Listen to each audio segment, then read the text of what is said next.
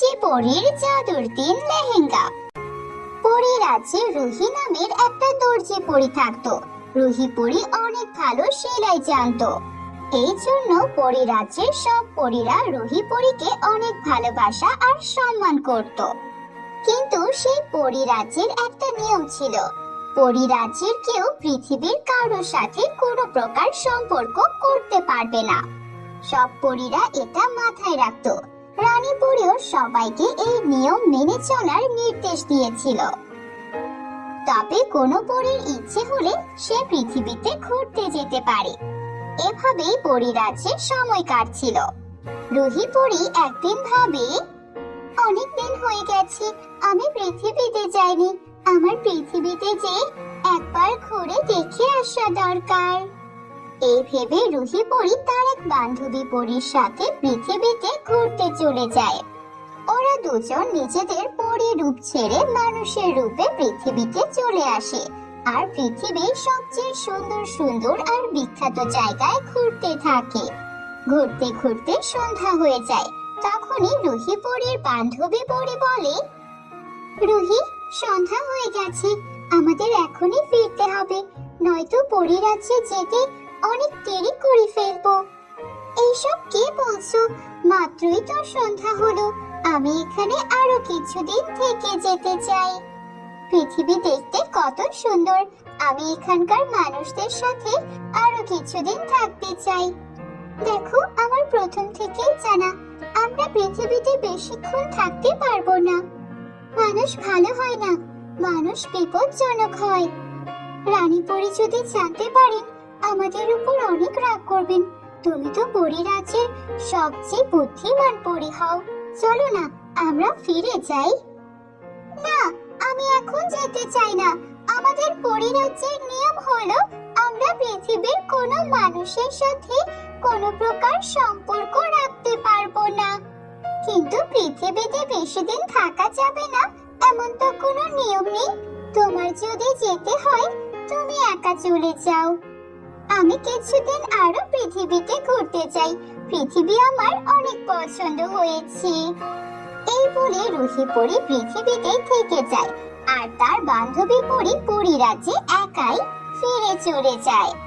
রুহি পরী একাই পৃথিবীতে ঘুরতে থাকে। এভাবেই আরো কিছুদিন পার হয়ে যায়।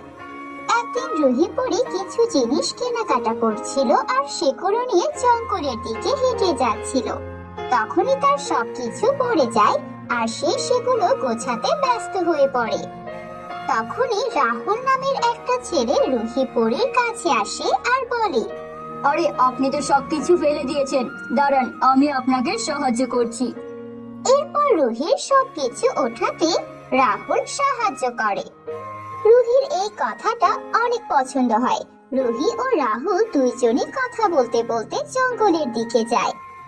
এরপর রাহুল জিজ্ঞেস করে, আচ্ছা, আপনার বাড়ি কোথায়? আমরা তো জঙ্গলে চলে আসলাম। এরপর রুহি ওর আসল রূপে চলে আসে। রুহিকে পরী রূপে দেখে রাহুল একেবারে চমকে ওঠে। আমি আসলে কোনো মানুষই নই, আমি আসলে একটা জাদুর পরী। আমি এখন পরী রাজ্যে ফিরে যাচ্ছিলাম, তুমি আমাকে সাহায্য করলে তোমাকে অনেক অনেক ধন্যবাদ। এরপরে রাহুল বলে, আমি আমার জীবনে এত সুন্দর পরী কখনো দেখিনি। আমি শুনেছি পরীরা সুন্দর হয়, কিন্তু তুমি তো অনেক বেশি সুন্দর। আমাদের কি আবারও দেখা হতে পারে? এভাবেই রাহুল আর রুহির মধ্যে অনেক ভালো বন্ধুত্ব হয়ে যায়। রুহি সময় পেলে পৃথিবীতে রাহুলের সঙ্গে দেখা করতে চলে আসতো। এভাবেই সময় কাটতে থাকে। ওদের বন্ধুত্ব কখন ভালোবাসায় বদলে যায় ওরা কেউ একদমই বুঝতেই পারে না। একদিন রাহুল রুহিকে বলে, আমরা একে অপরকে অনেক দিন ধরে চিনি আর আমি তোমাকে ভালোবাসি। তুমি কি আমাকে বিয়ে করবে? রুহি ও রাহুলকে অনেক ভালোবেসে ফেলেছিল, তাই ও বিয়ের জন্য রাজি হয়ে যায়। রুহি ভুলে যায় যে পরী রাজ্যে এমনটা করা সম্পূর্ণই নিষেধ। রুহি রাহুলকে বিয়ে করে নেয়। এরপর রাহুলকে নিয়ে পরী রাজ্যে চলে আসে। পরী রাজ্যের সব পরীরা রুহির সাথে একটা মানুষকে দেখে অবাক হয়ে যায়। সবাই এই ব্যাপারে রানী পরীর কাছে জানাতে চলে যায়। রানী পরী রুহি ও তার স্বামী রাহুল দুইজনকে পরী রাজ্যের পরী মহলে ডেকে আনেন। রুহি, তুমি আমাদের পরী রাজ্যের সবচেয়ে ভালো পরী ছিলে। তোমাকে দেখে অন্য পরীরা কিছু না কিছু শিখতে পারতো, কিন্তু তুমি এমন করবে আমরা তা কখনো স্বপ্নেও ভাবিনি। কিন্তু এখন যখন তুমি এমনটা করেছো, তুমি অবশ্যই শাস্তি পাবে। এভাবে বলবেন না রানী পরী, তুমি এখনই পরী রাজ্য ছেড়ে চলে যাও, আর কখনো পরী রাজ্যে ফিরে আসবে না। আমি তোমার মুখ দেখতে চাই না, কারণ যে বা যারাই নিয়ম ভঙ্গ করবে তাদের সবার একই শাস্তি, পরী রাজ্য থেকে বহিষ্কার। এটা শুনে রুহি পরীর অনেক খারাপ লাগে, কিন্তু রুহি পরীর করার কিছুই ছিল না। রুহি নিয়ম ভেঙেছিল। কিছুক্ষণ পর এভাবেই রুহি রাহুলকে নিয়ে পৃথিবীতে চলে আসে। কিছুদিন পর রাহুল বুঝতে পারে রুহির কাছে আর তেমন জাদুর শক্তি নেই, কারণ পরী রাজ্যের বাইরে থাকলে রুহি পরীর জাদুর শক্তিও বেশি একটা কাজ করা যায় না। এই জন্য রাহুল একদিন রুহিকে বলে, অনেক হয়েছে, তুমি পরী বলে আমি তোমাকে বিয়ে করেছিলাম। এখন যেহেতু তোমার কাছে কোনো জাদু শক্তি নেই, আমি তোমার সঙ্গে আর থাকতে চাই না। আমি তোমাকে রেখে চলে যাচ্ছি। রুহি অবাক হয়ে যায়, যার জন্য পরী রাজ্য ছেড়ে আসলো। আজকে সে জাদুর শক্তি না থাকার জন্য ওকে ছেড়ে চলে যাচ্ছে। রুহির কাছে আর কোনো উপায় ছিল না। রুহি কোনো কাজও ঠিক করে করতে পারতো না। রাহুল চলে যাওয়ায় সবকিছু এখন রুহিকেই সামলাতে হচ্ছে। রুহি বুঝতে পারছে না ও এখন কিভাবে কি করে দিন কাটাবে। একদিন রুহি ভাবে, আমার কাপড় সেলাই করা অনেক পছন্দ। আমি পরী রাজ্যেও আমার নিজের কাপড় নিজেই সেলাই করতাম। আমার মনে হয় আমি তো লেহেঙ্গা সেলাই করতেই পারবো। এখন আমার যতটুকু পরী জাদুর শক্তি আছে, এগুলো দিয়ে জাদুর লেহেঙ্গা সেলাই করে ফেলি। একটা সোনার, একটা রূপার আর একটা হীরার, যেন পৃথিবীতে থাকা অবস্থায় আমার টাকার আর কোনো কমতি না থাকে। এরপর রুহি পরী নিজের জন্য 3টা লেহেঙ্গা সেলাই করা শুরু করে।